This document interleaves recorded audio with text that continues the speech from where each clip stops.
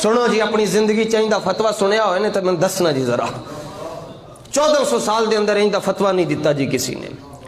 انگریز نے جی سب سے پہلے کام یہ کیا کہ اس نے ہماری تعلیم پر ڈاکہ ڈالا جی.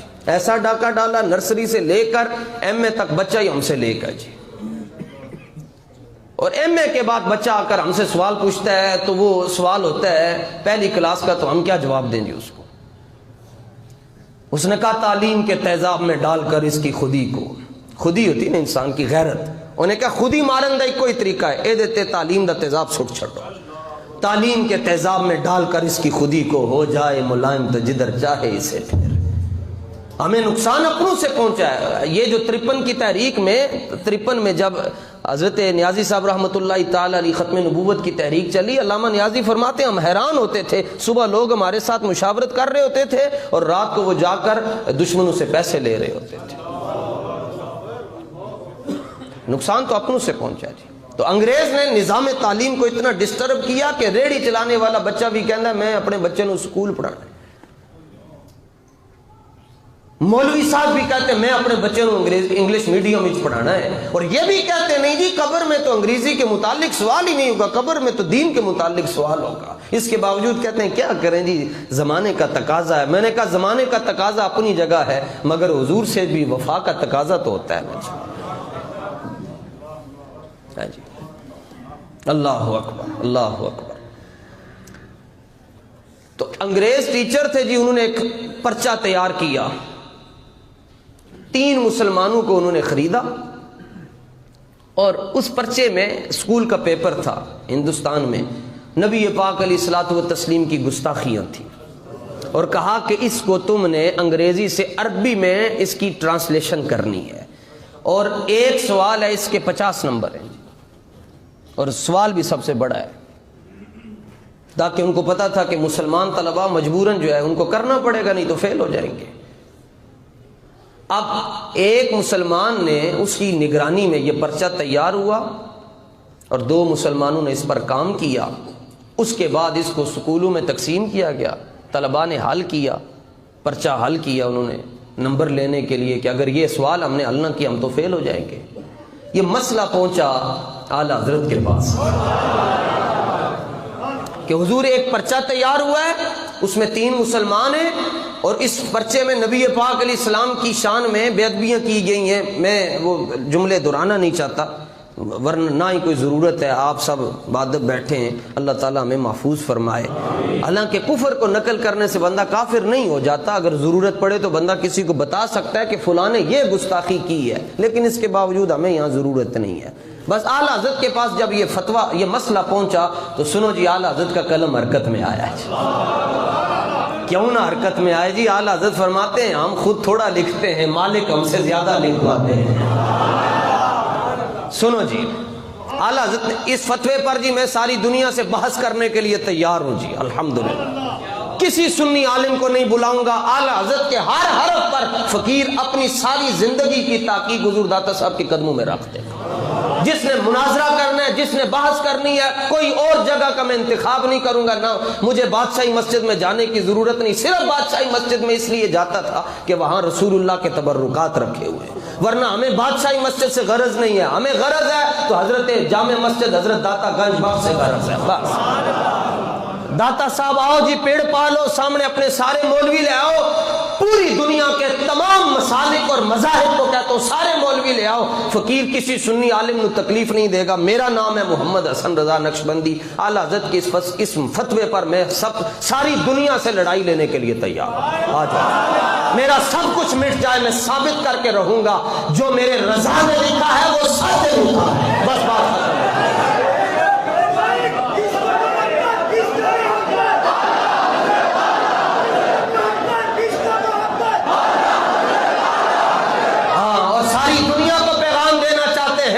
ہمیں مرزا جیلمی کمرے میں بیٹھ کر مت بتائے ہماری قوم کو کہ دین یہ ہے تو حدیث نمبر فلاں ہے تو یہ ہے تو وہ ہے. یہ تم اپنی تحقیقیں اپنے پاس رکھو, ہمیں تمہاری تحقیقوں کی ضرورت نہیں ہے, کیونکہ نہ شبم نہ شب پرستم کے حدیثیں خواب پڑھیم, نہ ہم کالے ہیں, نہ ہماری باتیں کالی ہیں, نہ ہمارے جھنڈے کالے ہیں. ہمارے محبوب بھی چمکتے ہیں, ان کی باتوں سے بھی نور نکلتا ہے. پر بھی ان کی محبتوں کا نور برس رہا۔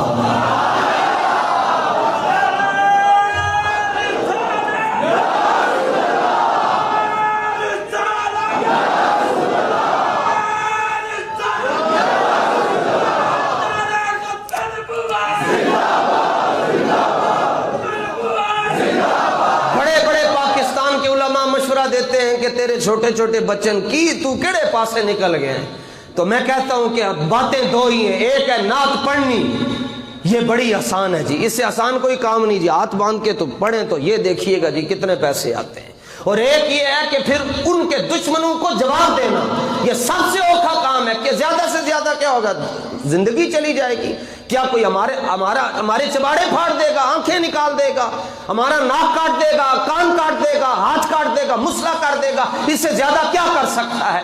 کر لینا تو کل قیامت کے دن پوچھے گا رب پوچھے گا میرے بندے بتا تیری آنکھیں کیوں نکالی گئیں اور تیرا ناک کیوں کاٹا گیا، تیرے ہاتھ کیوں کاٹے گئے؟ ہم اتنا عرض کریں گے یا اللہ اور کوئی مسئلہ نہیں تھا، مسئلہ تیرے حبیب کی عظمت کا تھا۔ آگے سے رب اتنا تو کہہ ہی دے گا نا میرے بندے تو جھوٹ نہیں بول رہا، تو سچ بول رہا ہے، اور کیا چاہیے جی؟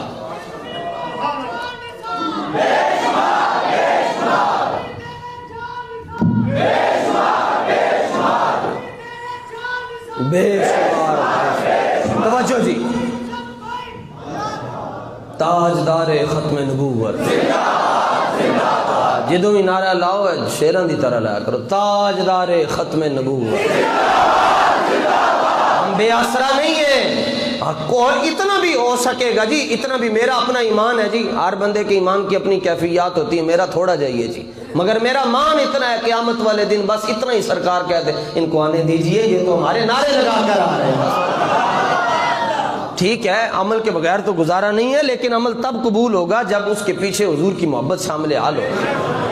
اعلیٰ حضرت نے فرمایا جن مسلمان، یہ پہلے اعلیٰ حضرت نے پہلے لفظ ہی کڑاکے کٹ چھڑے، فرمایا یہ نام کے جو مسلمان ہیں، نام کے مسلمان، ان میں سے جس شخص نے وہ ملعون پرچہ مرتب کیا، تیار کیا، وہ کافر۔ عشق ہوئے اعلیٰ حضرت ورگا، بیلیو سختی نہ دیکھنا کہ بندہ سخت کیوں ہے، سختی تو اگے دیکھنا کہ اگے کھڑا کون ہے، سختی نہ دیکھی، ہم سے بھی بندے نالا ہیں جی، سخت تقریر کرتے ہیں، نرم کریں تو مجمع زیادہ ہو جائے گا جی۔ اب میں جس کو تقریر کے لیے کوئی ٹائم لیتا ہوں اس کو کہتا ہوں کہ تقریر سخت ہونی، نرم ہو نہیں سکتی، تو جے تینوں منظور ہے تو بلا لے، پھر سخت کیا کرنی ہے، جو قرآن حدیث سناتے ہیں اور کیا کرتے ہیں۔ آپ نے فرمایا تسی ہوں میرے نال ٹرنا ہے، فرمایا جس نے وہ پرچہ مرتب کیا وہ، پر انی آواز ہے، اتنا ہی پیار نے، عرض تو میں نے کیا ہے کہ جڑے محکمے والے بندے بلان گے انہوں نے اسی دسیں گے کہ میں کافر ہے، تسی تے صرف بولنا ہے نا، گل اسی کرنی ہے، بولن نہ لوکا دے لیڈر دے ہو،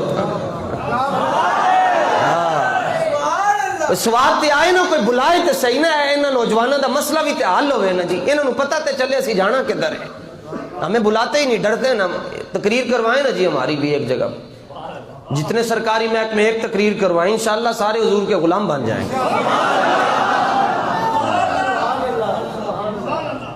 چلو جی انگریزی میں نہیں آندی پر انگریزی بھی کروا لو انشاءاللہ، شانہ سی انگریزی بھی حضور دی بیان کر چھٹا گیا، عربی کے لیے ہم ہر وقت حاضر ہیں، ہر وقت حاضر ہیں۔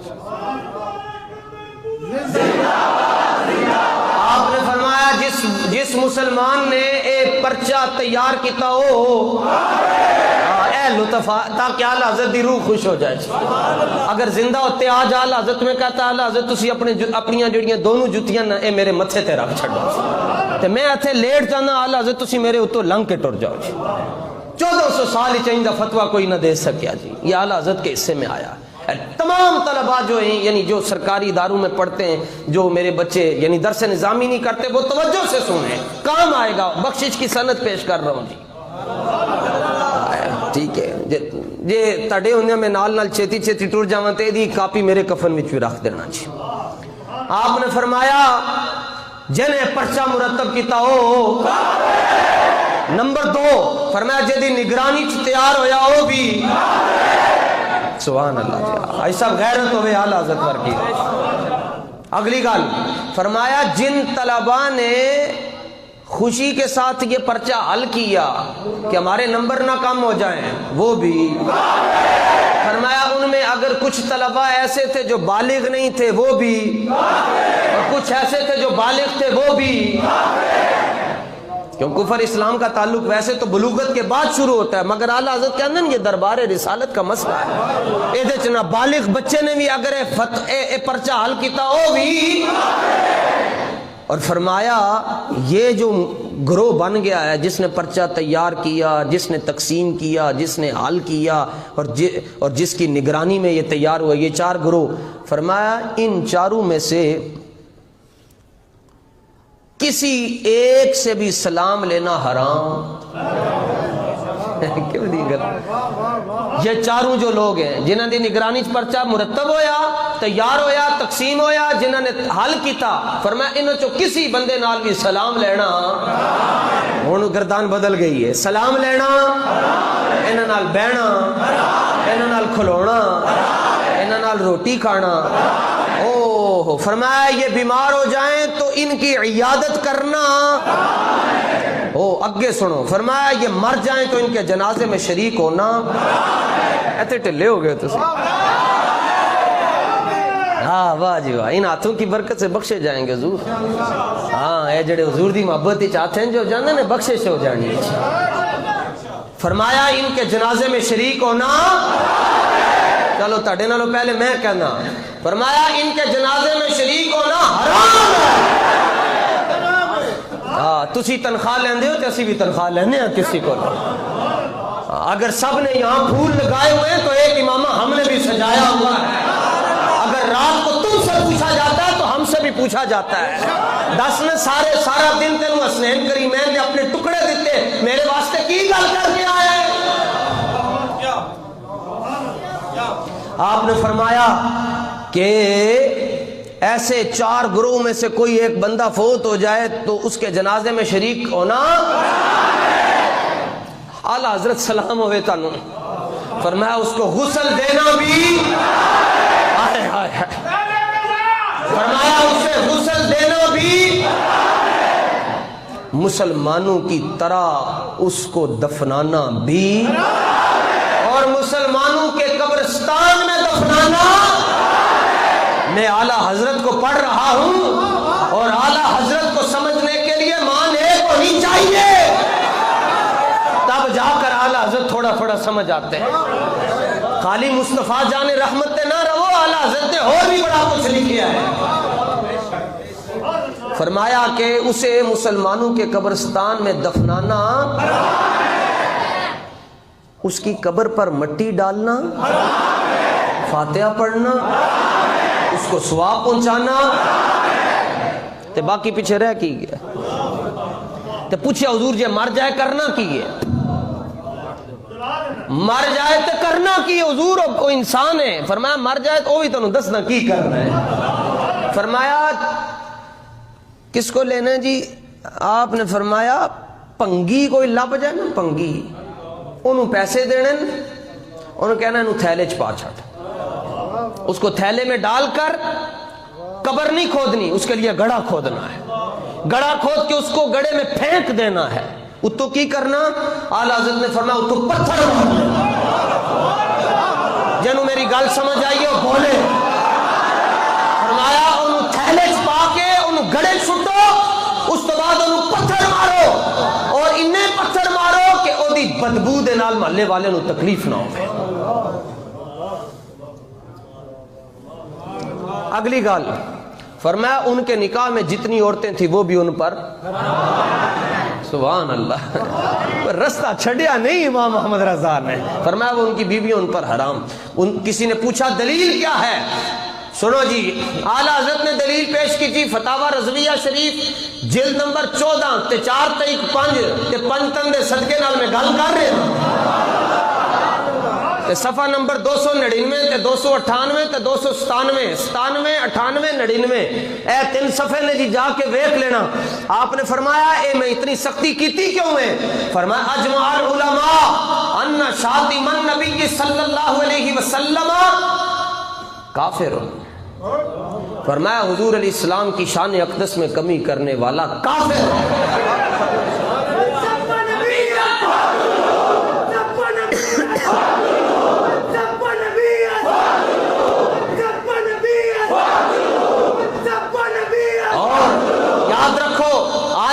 اس نعرے میں ڈبل زور ہونا چاہیے. حدیث پڑھ رہا تھا میں من سب نبی فقتلوا، تو پہلے تو اس کے راوی ہے مولا علی، اس لیے اس نعرے میں زور زیادہ ہے. آج اس کا ایک اور راوی ملا ہے حضرت عمر ابن خطاب رضی اللہ عنہ. ان دونوں بابیوں کا زور آنا چاہیے.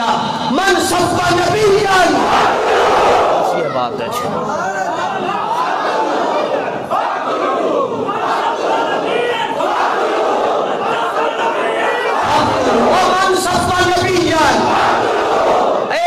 لندن تک آواز جانی چاہیے. من صفا